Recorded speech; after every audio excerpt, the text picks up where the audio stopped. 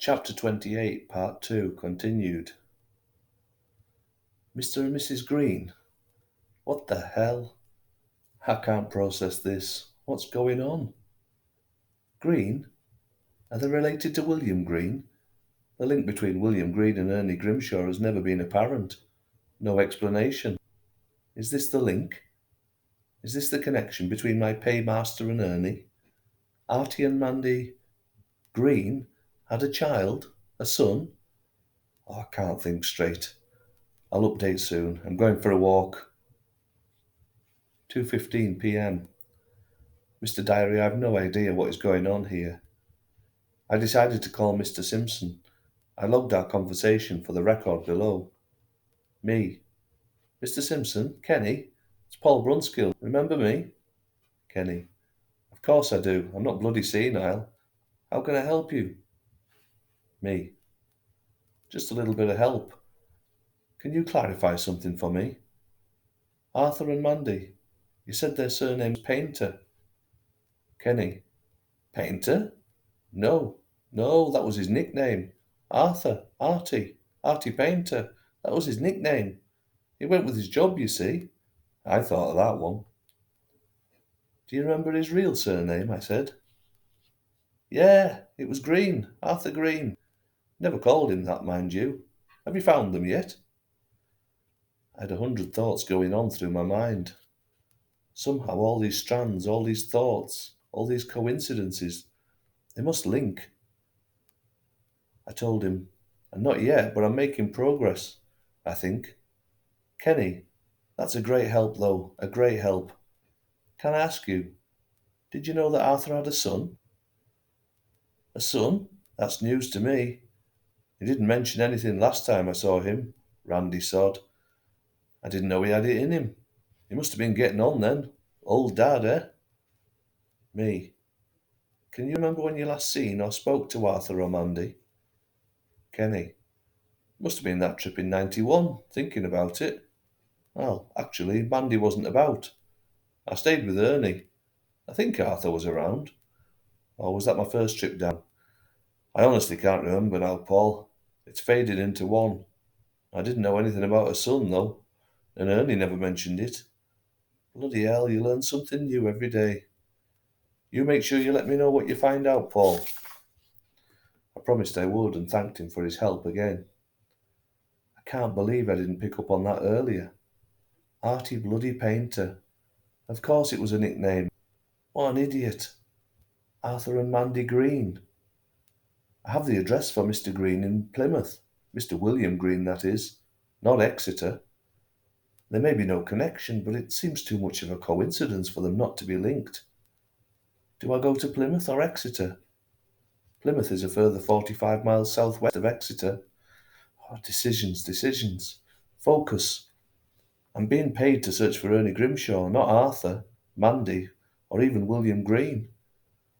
I'll set off for Exeter and stay the night and see what I can find out there.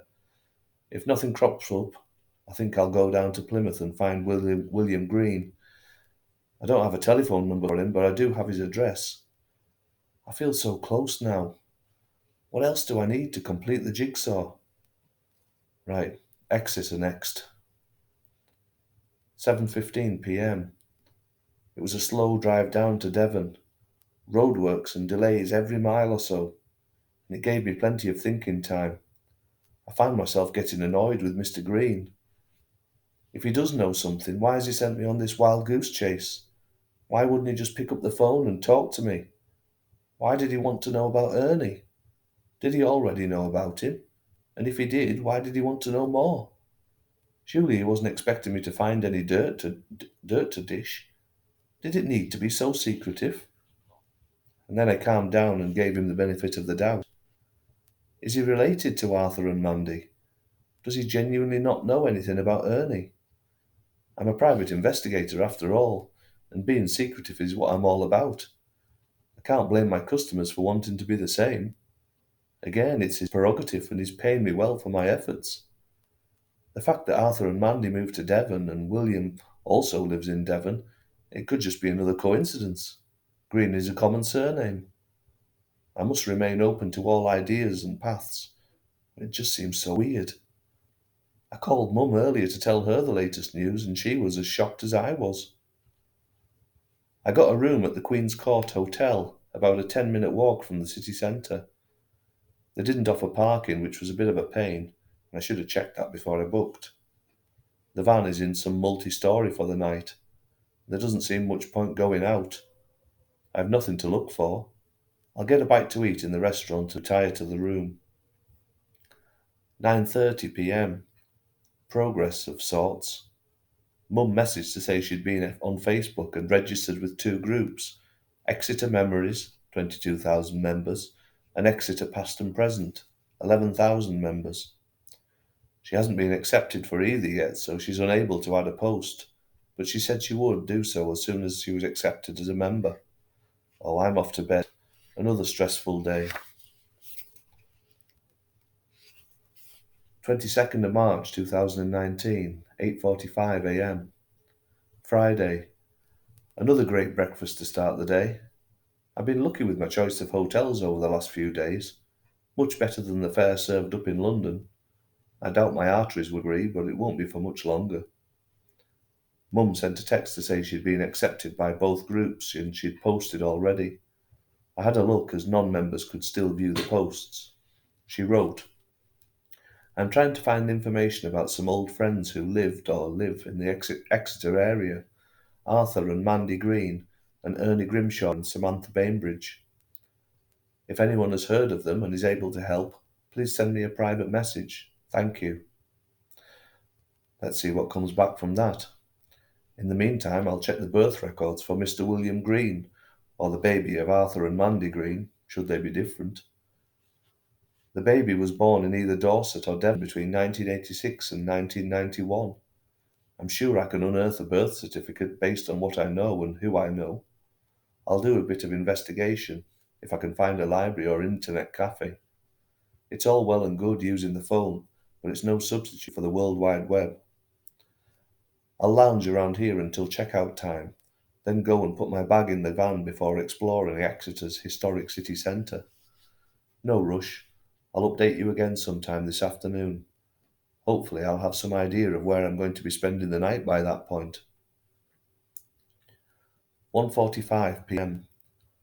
I'm sat in a lovely little bar overlooking Exeter Cathedral, and I've just spent the last 15 minutes trying to console and calm my mum. A reminder, if I ever needed one, not to become too familiar with or reliant on social media. I think she might think twice in the future now too. The post she put on received one or two positive comments early on, but was soon hijacked by the trolls and keyboard warriors, hurling obscenities and insults, the likes of which she'd never experienced before. She read out some of the replies to me. I hope they're dead. What do you want to know for, snooping bitch? None of your effing business. Some had sent messages to her own inbox, and they were just as bad. She reported them to the administrators, and had since been removed, but she was left shaken and upset. A cruel realization that not everyone out there is good, and not everyone wants to help. A few politer comments offered us little. I hope you find them. Good luck with your search. I'll ask around. I told Mum not to look on there again after she'd blocked any rude or offensive messages. No point in complaining to Facebook. They don't have a face. I'll keep checking the post myself to see if anything comes of it, but my hopes aren't high. Now, back to what I'm good at. The library has public access computers. That'll do for me. 4:20 p.m. Back in the van. A fruitful afternoon. I have a birth certificate, and the plot thickens. There it was in black and white. William Green is definitely the son of Arthur and Mandy. I'm getting closer to unravelling this mystery. I'm a bag of nervous excitement. The birth certificate said name, William Arthur Green. Weight, 4 pounds 4 ounces. Time and date of birth, 16th of November 1986. Location, St Mary's Maternity Unit, Poole, Dorset. Father, Mr Arthur Green. Mother, Mrs Amanda Green. So that makes William only just less than 33 years old. I had him down as an old man. Not many people that young choose to write instead of email or text. He was a very light baby too, scarily so. At this stage, I can't see any other option but to go to Plymouth tomorrow. My search for Ernie has reached 2005, but now I'm a bit stuck. I'm back to tracking the greens. I can't be bothered to travel down this evening. I'm worn out. I'll have another night here in Exeter and then go to Plymouth in the morning to actually speak with Mr. William Green. 7:15 p.m. Mum called. We had a long chat and I told her about William's birth certificate. She was as perplexed and as thrilled as I was, but neither of us could work out what was going on. She also had a private message on Facebook from a lady called Gemma Whiting, who thinks she might have worked with Samantha. She was sorry to say that, if it was the same lady, she passed away a few years ago. Again, my mother gave her my number and asked if she would call me. 8:30 p.m. Gemma called.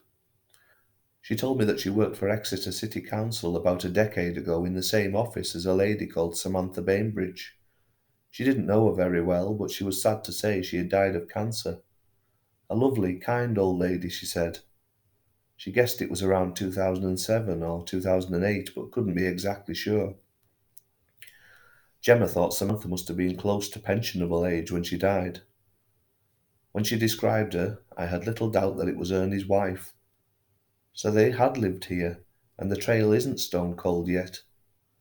Poor Ernie. He has certainly suffered his fair share of loss over the years. I dread to think of how losing his wife affected him. I really hope she didn't suffer for long. I asked Gemma if she knew Ernie. She didn't. She didn't have much to add other than that, but she seemed genuine. I had no reason to doubt her. I will go back to the library in the morning and seek out the death certificates in Exeter around that time. Again, it shouldn't be hard to find. The death certificate will give a place and cause of death. The doctor's name should be recorded too. It might also list the undertaker used. This was a rather morbid turn that I hadn't really been expecting.